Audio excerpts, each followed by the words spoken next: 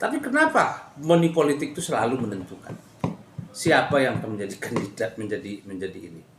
Itu tidak bisa kita pungkiri. Dan sehingga kan memang ke depan itu kita tidak akan pernah bisa mendapat, entah kapan kita bisa melihat ada orang yang berkualitas yang maju dapat dukungan dari masyarakat tanpa mengeluarkan biaya yang banyak.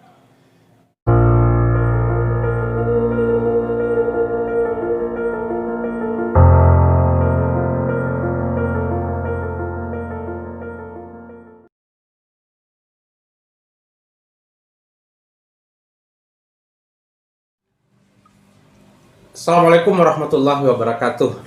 Alhamdulillahirrabbilalamin. Wassalatu wassalamu ala asrafil anbiya'i wal mursalin wa ala alihi wa ashabihi rasulillah ajma'in.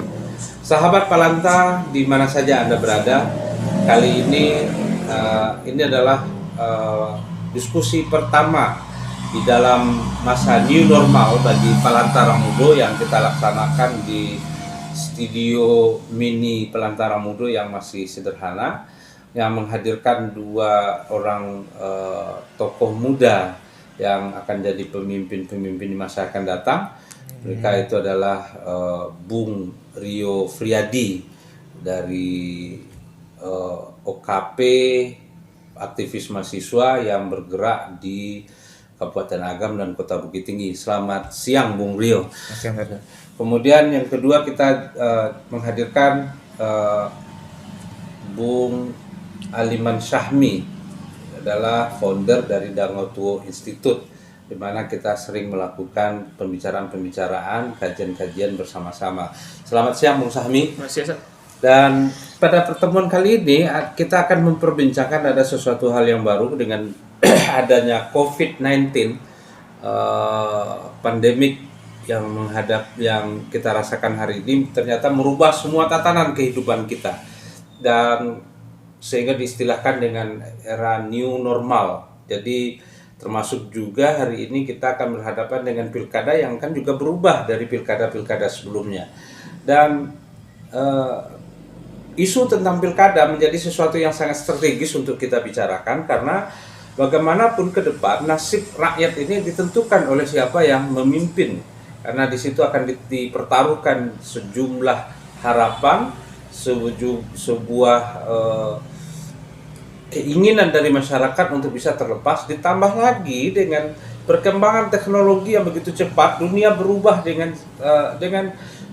setiap waktu mengalami perubahan-perubahan, sehingga kita membutuhkan seorang kepala daerah yang visioner.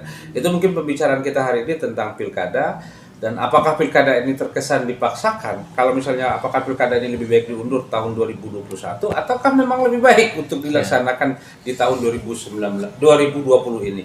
Oke, mungkin pertama kali kita minta pandangan dari Bung Syahmi. Gimana kira apakah kesannya pilkada ini dipaksakan oleh pemerintah ini harus dilaksanakan tahun 2020, ataukah manakah yang lebih baik dilaksanakan tahun 2021 gitu. Kira-kira begitu gitu. Baik, terima kasih. Saya langsung saja membicarakan terkait dengan pilkada yang akan dilaksanakan di tahun 2020 bilang pasca juga tidak tepat karena belum ada kejelasan berakhirnya pandemi ini. Tapi dalam pandangan kami sebenarnya, jika dikatakan apakah dipaksakan pilkada ini dilakukan di tahun 2020 atau di masa new normal yang sudah dimulai saat ini, saya berpandangan ada urgensi daripada pilkada ini. Urgensinya adalah pertama, pemerintahan dari kepemimpinan sebelumnya sudah habis periodenya, dan memang ada kebutuhan untuk mengupgrade pemerintahan saat ini. Jadi perlu dilakukan hal tersebut, dan yang seharusnya dilakukan saat ini adalah bagaimana menyusun formula dari penyelenggara agar pemilu bisa berjalan secara efektif dan efisien, dan tidak mengurangi partisipasi dari masyarakat dalam pilkada tersebut. Jadi dikatakan apakah ini merupakan bentuk pemaksaan atau dipaksakan dilakukannya pilkada di tahun 2020, saya berpandangan tidak, karena urgensinya sudah ada. Kalau menurut Bung Rio gimana? Ya, kalau disebut urgensinya sebenarnya cukup urgen ya. pelaksanaan pilkada dilaksanakan tahun 2020 ini, karena memang pergantian kepemimpinan memang sudah habis gitu. Rata-rata kepala daerah akan berganti di bulan Januari di tingkat di daerah tingkat 1, dan di daerah tingkat 2 itu berganti bulan Februari 2021, rata-rata berganti seperti itu. Makanya memang dikejar 2020 ini ya, selama-lamanya Desember lah. Saya baru searching info, KPU nanti akan memastikan kan tanggal 15 Juni besok, memastikan dilaksanakan atau tidak tahapan pilkadanya. Kalau dilaksanakan sepertinya sudah fix ya, tapi tahapan pilkadanya itu kan sudah akan dipastikan pada 15 Juni besok. Jadi kalau dari sisi penyelenggaraan saya rasa juga tidak terlalu jadi masalah gitu. Karena memang persiapannya KPU sepertinya sudah melakukan finalisasi lah terkait dengan penyelenggara gitu. Penyelenggara kabarnya sudah dibentuk sampai ke tingkat kelurahan gitu ya, PPS atau walau alam apakah sudah sampai terbentuk atau tidak. Tapi jelas sampai kecamatan kan sudah selesai gitu. Termasuk juga misalnya pemutakhiran DPT misalnya kan, itu kan sudah bisa mengacu kepada pemilu 2019. Jadi dari segi penyelenggaraan saya rasa juga tidak terlalu keberatan. Hanya mungkin dari segi anggaran mungkin ya. Karena memang selama COVID kemarin kan banyak pemerintah daerah banyak mengambil dana dari penyelenggaraan pilkada gitu kan.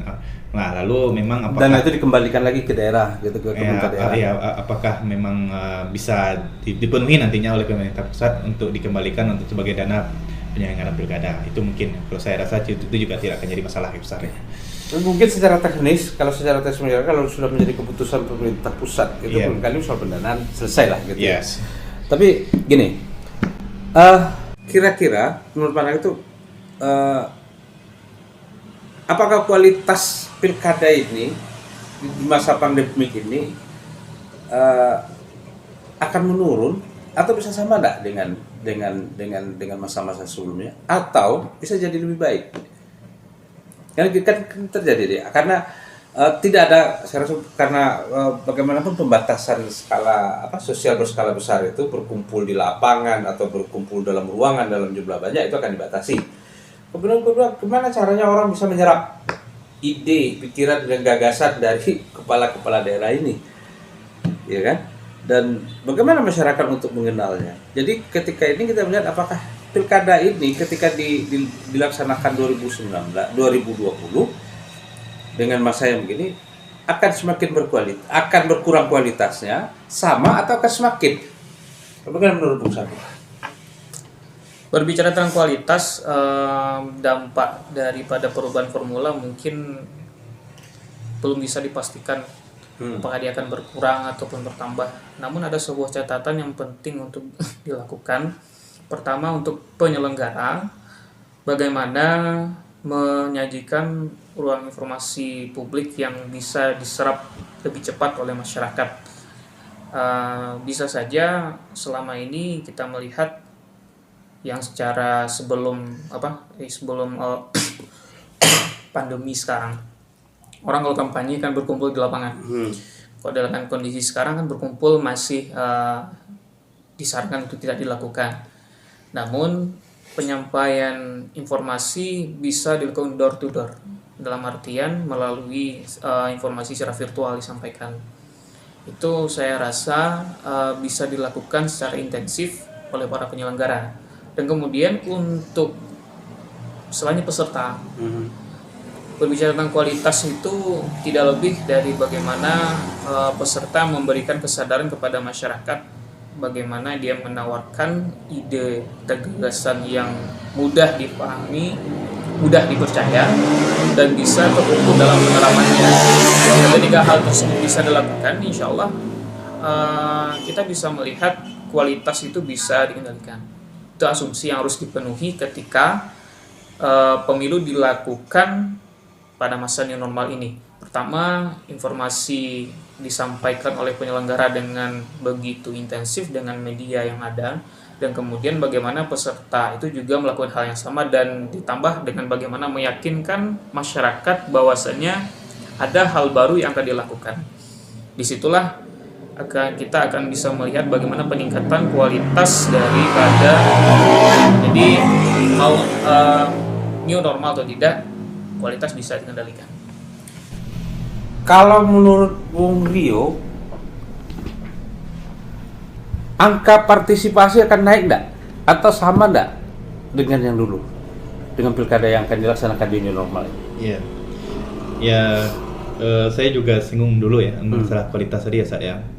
Memang sepakat dengan Bang Sami tadi, memang tentu ada parameter yang bisa kita ukur bagaimana apakah pasca pandemi ini atau dalam pandemik lah ya, karena pandeminya belum berakhir gitu ya.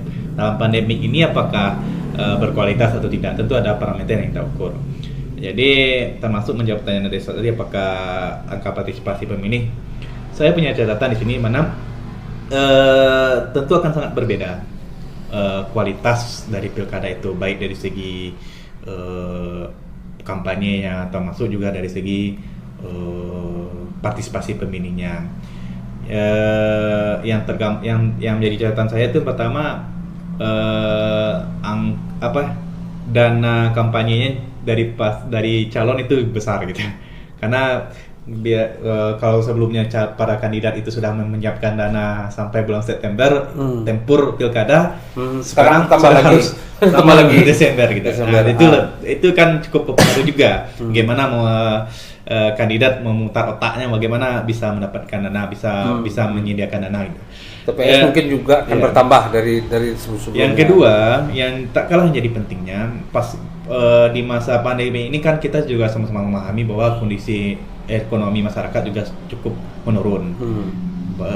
Dampak dari COVID-19 ini cukup dirasakan oleh sebagian besar masyarakat, sehingga memang kondisi ekonomi masyarakat jadi menurun. Nah, ini akan menjadi celah yang begitu besar munculnya money politik. Nah, ini kan menjadi catatan juga bagaimana kualitas pilkada kita besok. Nah, ini seharusnya memang sudah harus diantisipasi nih, Bawaslu sebagai stakeholder yang akan bertanggung jawab penuh di sini, bagaimana memastikan bahwa money politik ini bisa dihindari. Ya, jadi ini kans yang besar gitu. Jadi kembali lagi kepada apakah partisipasi pemilihnya itu besar, tentu saya rasa punya peluang besar, juga punya peluang juga kecil gitu. Kalau punya peluang besar tentu masyarakat akan merasakan apa manfaatnya mereka memilih kandidat-kandidat yang muncul gitu. Manfaat yang peluang menurunnya partisipasi pemilih itu juga sangat mungkin, karena bisa jadi ekonomi mereka saja nggak selesai, ini pula yang mereka uruskan, bisa itu juga pemikiran itu muncul di benak masyarakat kita. Oke, kan kita baru bicara umum ya tentang pilkada. Sekarang kita akan mengerucut nih ke daerah kita, Agam. Tadi kan kita menyinggung apakah pilkada ini lebih baik diundur ataukah lebih baik dilaksanakan 2020 ini atau diundur 2021. Mungkin barangkali Sami memberikan komentar secara umum mungkin lebih baik itu di 2020 karena memang ada proses pergantian. Apakah untuk Agam, tapi nggak bisa juga ya diundur Agam saja yang lainnya. Mungkin pertanyaannya gitu. Nah, untuk Agam kira-kira mungkin enggak kita mendapatkan pemilu yang berkualitas? Karena memang dari kandidat yang muncul ini saja, dari survei-survei kecil yang kita laksanakan, masyarakat juga nggak tahu siapa yang mau jadi bupati, calon bupati, dan sampai sekarang kan sebetulnya belum ada yang jelas, belum ada kejelasan siapa sih yang sudah pasti. Yang satu pasti kan cuma satu, independen, ya kan? Yang dari partai juga nggak ada. Sementara waktu kini tinggal Juni, Juli, Agustus, September, Oktober, November, berarti ada sekitar 6 bulan. Bagaimana masyarakat akan bisa mengenal pikirannya, idenya, gagasannya? Gimana pandangan Musami? Yang masih dikenal itu cuma Agam Madani saja. Itu lebih populer ya. Lebih populer. Ya, itu diksi yang tidak lekang oleh waktu sebenarnya kan, Agam Madani. Iya. Karena apa? Karena belum tercapai kemadanian. Siap ya. Tapi Atau itu karena warisan Pak Aristo? karena warisan Pak Aristo. Warisan Pak Aristo. Warisan namanya sebuah diksi warisan, tetapi Dan kan direview pemikiran. oleh Indah Chatri ini untuk Oke. Silakan lanjut. Oke. Jadi sebenarnya kalau dikatakan apakah agama akan mencapai pemilu pilkada yang berkualitas, ya kembali lagi kepada persoalan yang tadi. Namun ada suatu hal yang saya tarik dari pembicaraan dari Rio tadi kan terkait dengan anggaran kemudian kemungkinan money politik. Pertama kita lihat kondisi agama sebagai salah satu mungkin banyak yang terdampak dan ada kemungkinan money politik. Ini saya menilai bahwasannya kemungkinan terjadinya money politik dan peningkatan anggaran pilkada dan kampanye itu sebenarnya adalah ada semacam kekhawatiran dari para peserta bahwasanya mayoritas masyarakat di Kabupaten Agam ini belum teredukasi secara politik. Akibatnya apa? Perlu investasi yang lebih besar lagi untuk meningkatkan elektabilitasnya dan popularitasnya. Itu yang perlu dilakukan.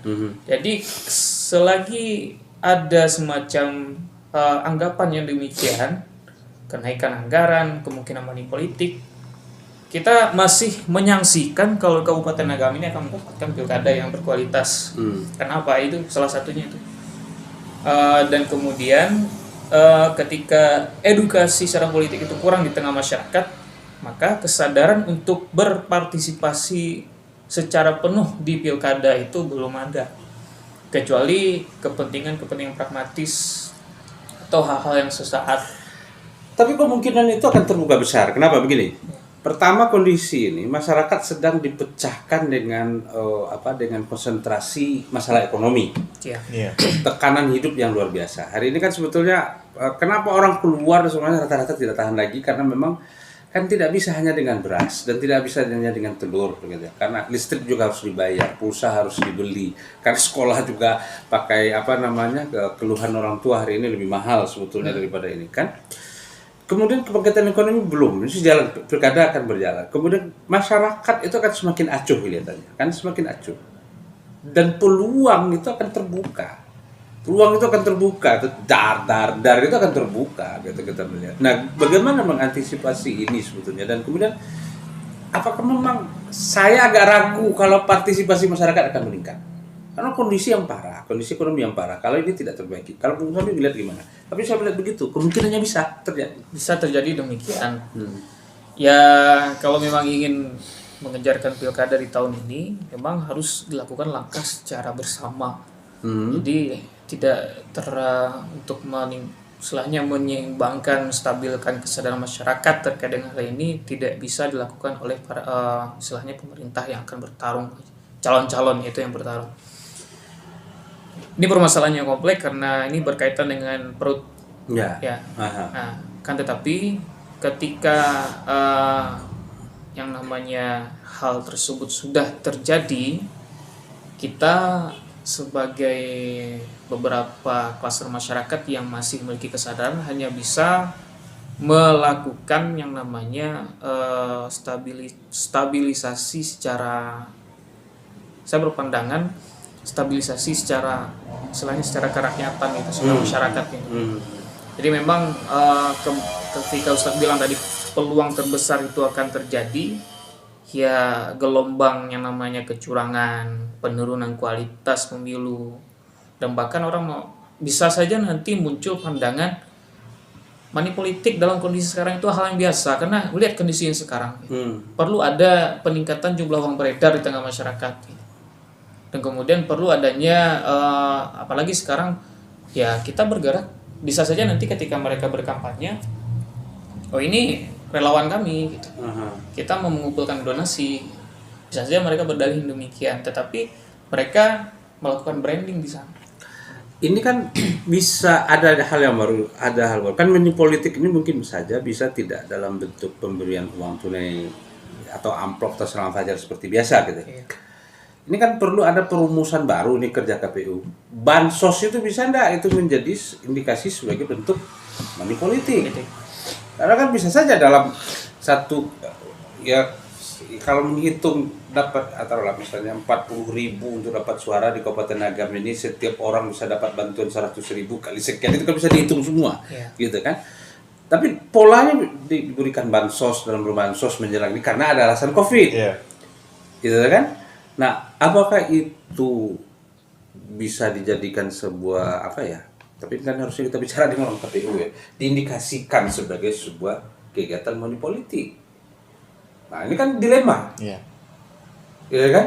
Ada alasan untuk ini, untuk masuk gitu, pintu masuk. Karena dalam apalagi misalnya pasca new normal ini, setelah new normal ini berjalan, sumber new normal, tiba-tiba terjadi lonjakan lagi. Jalan kasus lagi. Dan ini akan membenarkan lagi dalam bentuk bantuan-bantuan. Nah, nanti semua bantuan pakai merek lah. Atau bantuan ini juga bisa tidak pakai merek, tapi ini ditekankan ini dari ini gitu kan. Maka kita sanksi sebetulnya kualitas pilkada itu akan jauh dari harapan gitu ya. Kalau beliau lihatnya gimana? Ya, kalau soal bansos tadi kan saya rasa kalau kita lihat dari PKPU kan money politik itu kan dihitung pasca penetapan kandidat. Jadi sebelum ini silakan mau kasih uang silakan. Yang saya pahami ya dari PKPU dan undang-undang pemilu yang ada, mau kandidat berbagi sembako, mau berbagi uang tunai, silakan saja hari ini. Toh memang kan belum ditetapkan kandidat. Dan lagi pun memang nah, itu kan aturan lama. Ya, aturan lama ya. Ya, aturan lama kan, aturan yang dulu kan. Kalau ini kan kondisinya beda nih. Kondisi kita dalam kondisi yang namanya tidak normal. Ya. Jadi gini, saya sepakat sebuah pernyataan Ustaz tadi bahwa akan ada kemungkinan penurunan kualitas pilkada ini. Apa parameternya? Parameternya itu tadi, bagaimana calon kandidat yang pernah muncul kemarin itu, apakah mereka hadir nggak di tengah masyarakat dalam menghadapi wabah ini? Tentu sebuah hal yang dilematis juga. Ketika mereka hadir, tentu berapa anggaran yang harus mereka keluarkan. Ya, kalau anggota dewan pun hilang gitu. Ya, anggota dewan pun hilang ya. Sampai ya kalau kita lihat memang masyarakat mungkin akan menilai kemana nih kandidat-kandidat pernah muncul kemarin, ada nggak dia dalam masa yang kita sedang sulit ini gitu. Nah, saya rasa memang ini mungkin salah satu catatan penting yang harus dipegang oleh kandidat, bahwa mereka harus hadir gitu agar menjaga elektabilitas mereka dengan masyarakat. Tentu saja memang cukup bermodal gitu. Tapi saya rasa bisa dengan langkah-langkah yang bisa lebih kreatif lah. Seperti misalnya salah satu kandidat calon wali kota Bukit Tinggi, saya lihat ada membuat gerakan, misalnya membuat marketplace gitu kan, untuk menampung masyarakat bisa jual beli sekitar Bukit Tinggi dan Agam gitu. Nah, jadi dengan modal seperti itu dia menggerakkan ekonomi masyarakat dan masyarakat cukup akan merasakan kan gitu. Di samping juga memberikan bantuan sembako dan uang tunai segala macamnya. Jadi itu jadi catatan penting. Di saat masyarakat sedang sulit ini, kemana nih kandidat hadir nggak dia dalam di tengah-tengah masyarakat gitu. Jangan menghilang saja. Jadi selama ini kan saya juga tidak melihat gitu. Jadi mungkin akan cukup menurun kalau nanti pada masa kampanye masyarakat akan bertanya, waktu kami sedang sulit kemarin kemana gitu. Persoalan kita kan itu selalu itu. Kualitas pemilu kita selalu dianggap karena memang mutunya rendah karena persoalan money politik itu. Kalau menurut Bung Sami, bagaimana kita bisa mendapatkan pemilu yang berkualitas? Artinya masyarakat itu memilih itu betul-betul karena mereka paham, mereka mengerti. Ini kan yang kalau misalnya kita lihat indikatornya masyarakat ini tidak paham, sebetulnya tingkat pendidikan masyarakat kita tidak rendah-rendah amat, ya kan? Mereka banyak artis rata-rata sudah sekolah menengah ke atas dan tidak berapa lagi yang cuma tamat SD kayak gitu. Kita perkecil lah skopnya Agam itu, tidak terlalu banyak. Tapi kenapa money politik itu selalu menentukan siapa yang akan menjadi kandidat menjadi ini? Dan itu tidak bisa kita pungkiri. Dan sehingga kan memang ke depan itu kita tidak akan pernah bisa mendapat, entah kapan kita bisa melihat ada orang yang berkualitas yang maju dapat dukungan dari masyarakat tanpa mengeluarkan biaya yang banyak. Nah, mungkin di awal pandemi ini bisa di masa-masa pandemi ini kita bisa mendapatkan bahwa tidak ada soal money politik untuk memilih siapa jadi kepala daerah. Begini Sat, pemahaman masyarakat mungkin bisa dikatakan sudah ada, mungkin bisa kuat, tapi kesadaran belum. Paham sudah, sadar belum. Ya. Kenapa tidak ada kesadaran? Karena itu berkaitan dengan bentuk kegelisahan masyarakat saat ini. Jadi masyarakat itu gelisahnya itu bukan karena tidak memiliki pemimpin yang berkualitas, tetapi kegelisahan mereka itu karena mereka tidak memiliki taraf hidup yang berkualitas. Atau berarti di situ pemerintah tidak hadir di dalam kehidupan masyarakat. Itu sebenarnya tidak hadirat pemerintah. Jadi mereka tidak merasakan ada kebutuhan pemimpin yang berkualitas. Kecuali hanya urusan dengan pemerintah ini KTP, KK, surat-surat administrasi saja. Iya. Nah, dengan demikian sampai kapanpun kalau ini tidak diperbaiki, maka pemilihan berkualitas itu tidak akan ada. Nah, ya tapi sekarang saya memiliki sebuah pandangan, ini berupa tantangan atau challenge untuk para calon, untuk para peserta. Ketika ia menyadari bahwa kegelisahan masyarakat itu ada seperti ini, seperti kata Rio tadi, bisa nggak mereka, para calon itu menyediakan apa yang akan memusnahkan kegelisahan masyarakat itu? Tidak perlulah mereka menyatakan kalau saya dipilih saya akan menyediakan, tidak, langsung saja bergerak buat terobosan, buat pergerakan. Jadi ini sederhana begini, ketika mereka sudah memerintah, mereka kan sibuk dengan urusan administrasi. Mereka akan lupa nanti untuk memikirkan inovasi dalam memimpin. Nah, sebelum mereka sibuk dengan urusan administrasi ini, ketika mereka sudah ingin mengabdi untuk masyarakat, inovasi mereka lah yang mereka perkuat sebelum masuk itu. Seperti bisa saja ketika mereka memiliki kegelisahan masyarakat terkait dengan ekonomi, mereka sediakan pertama permodalan lah, sederhananya begitu. Kemudian bagaimana untuk menunjang pemasaran, itu kan sudah ide-ide yang lama. Tapi kan sampai sekarang itu kan tidak terwujud. Kenapa? Karena hal tersebut disebutkan pada saat kampanye. Ketika mereka sudah menjabat, bukan mereka lupa dengan janji, tapi karena ketika sudah menjabat mereka sudah sibuk dengan urusan-urusan administrasi. Nanti seperti pemimpin di negeri entah berantah lagi kan, mereka sibuk dengan inovasi tapi administrasinya kacau. Akhirnya apa? Banyak kebijakan-kebijakan yang kacau, seperti yang ada di sebuah negara yang ada saat ini. Yang kita berdiri. Ya, seperti itu. Jadi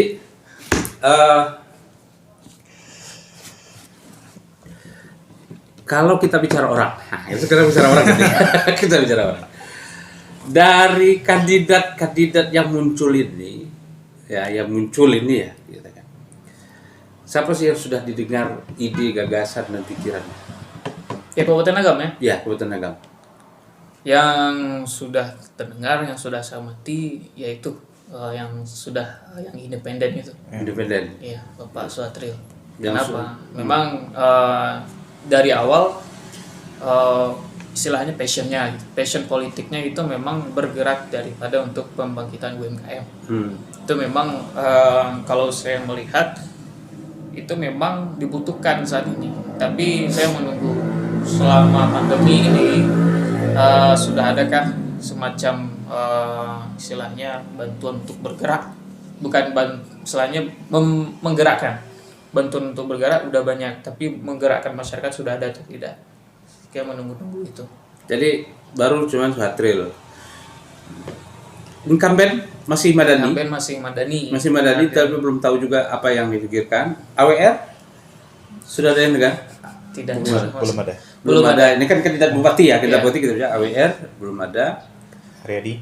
Haryadi juga belum ada. Terus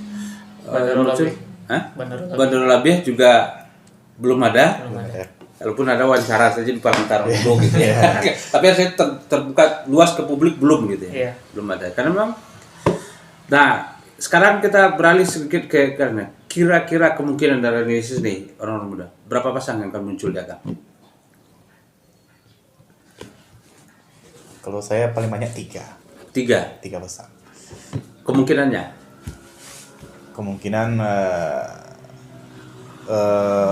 incumbent satu, AWR sama independen. AWR sama independen. Ya. Kalau Bung Sami? Dua, Independen sama incumbent. sama incumbent. KWR saya masih ragu. Taslim gimana Taslim? Aslin untuk Kalau enggak, ini pandangan yang muda ini melihat peluang Taslim gimana nih? Mungkin pertama dia dari bisa maju. didukung partainya juga kecil kemungkinan. Karena memang yang AWR sudah dapat rekomendasi oleh DPP ya. Walau alam kalau Gerindra mau meminang Taslim. Jadi kecil kemungkinan Taslim lah. Tapi kan partai ini kan cenderungnya lebih suka untuk mencalonkan bukan kadernya. Ya. Termasuk PKS betul ya gitu ya. Katanya PKS kebetulan ada incumbentnya gitu. Ya. Oke, mungkin barangkali di 30 menit kita sudah bincang tanpa terasa. Nanti kita akan sambung dengan sesi berikutnya. Terakhir kira-kira apa yang ingin disampaikan Bung Sami tentang pilkada di Agam? Untuk pilkada di tahun 2020 ini, khusus untuk Kabupaten Agam, saya tidak akan beranjak jauh dari hal peningkatan kualitas. Kualitas itu memang bisa kualitas pelaksanaan dari tingkat kesadaran masyarakat dari sekarang harus mulai diperkuat baik untuk penyelenggara ataupun peserta. Dan kita juga dari orang muda, dari para cendekiawan, para mahasiswa yang ada di Kabupaten Agam sudah seharusnya mulai memberikan peningkatan daya kritis yang begitu kuat.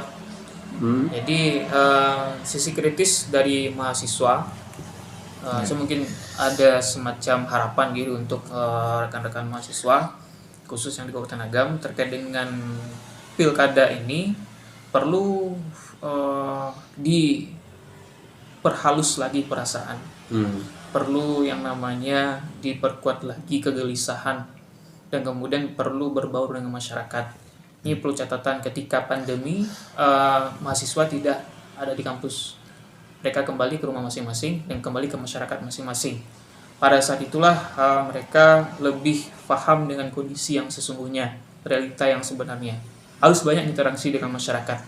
Nah, pada saat itulah ketika terutama mahasiswa-mahasiswa yang aktif di pergerakan bisa menemukan semacam formula baru untuk mengkonstruksikan yang namanya pembangunan sumber daya manusia, terutama untuk masyarakat secara umum.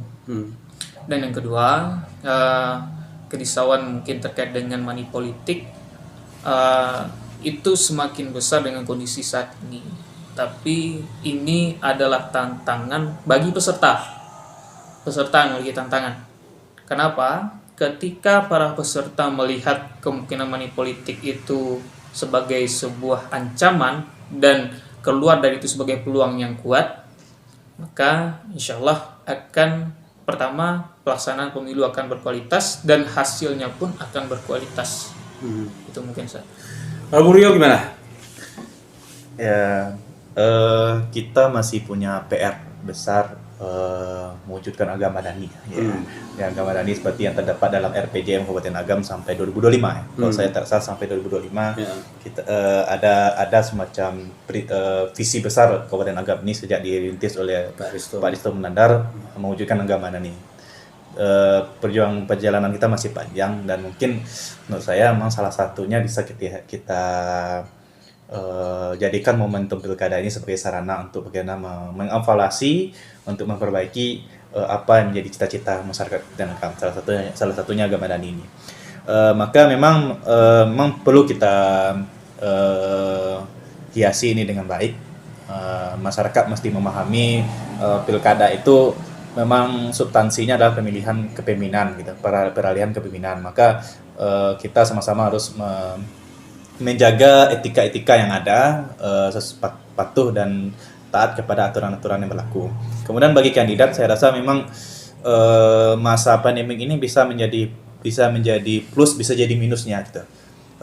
Bagi yang bisa melihat peluang, tentu akan lebih besar plusnya dengan masa pandemi ini.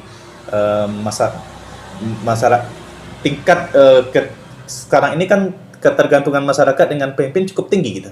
Dengan situasi ini. Nah, ini bisa dimanfaatkan oleh hal seperti ini bisa dimanfaatkan oleh kandidat-kandidat yang ada untuk bagaimana berbaur dengan masyarakat. Banyaklah program yang bisa dilaksanakan, salah satunya dengan berbagi gitu kan. Tapi banyak hak ide dan terobosan-terobosan bisa dibuat untuk bagaimana untuk mendekatkan diri dengan masyarakat. Jadi manfaatkan peluang ini, mudah-mudahan dengan pandemi ini bisa menjadi hal yang ada hikmah ya besar yang diambil kandidat-kandidat yang ada untuk bisa mencuri hati masyarakat Kabupaten Agam agar bisa menang pada pilkada besok. Oke, Bung Sami, Bung Rio, sudah 40 menit kita berbincang. Ini adalah perbincangan awal, pemanasan tentang pilkada yang akan dilaksanakan. Sebelumnya kita sudah berbincang-bincang, tapi karena memang datang pandemik, itu berubah lagi. Karena kita juga nggak tahu kita kapan apa akan. Tapi kita berharap bahwa ini tidak akan selesai sampai di sini. Perbincangan kita akan bersambung, berlanjut, membedah lebih dalam lagi. Karena ini sudah akan menjurus kepada kepastian gitu. Kalau kemarin kan baru perkiraan gitu ya. Dan mudah-mudahan tidak bersedia terus untuk datang ke Pelantara Mudur. Demikian sahabat Pelantara Mudur, sebuah informasi awal tentang perbincangan kita masalah pilkada di new normal. Dan kesimpulan pembicaraan ini silakan Anda simpulkan sendiri sebagai bahan informasi pengayaan, dan mudah-mudahan kita akan mendapatkan pilkada yang berkualitas untuk 2020 dan masyarakat kita akan menjadi masyarakat yang sejahtera, adil dan makmur. Billahi fi sabilil haq, fattaqullaha mastata'tum. Assalamualaikum warahmatullahi wabarakatuh. Waalaikumsalam.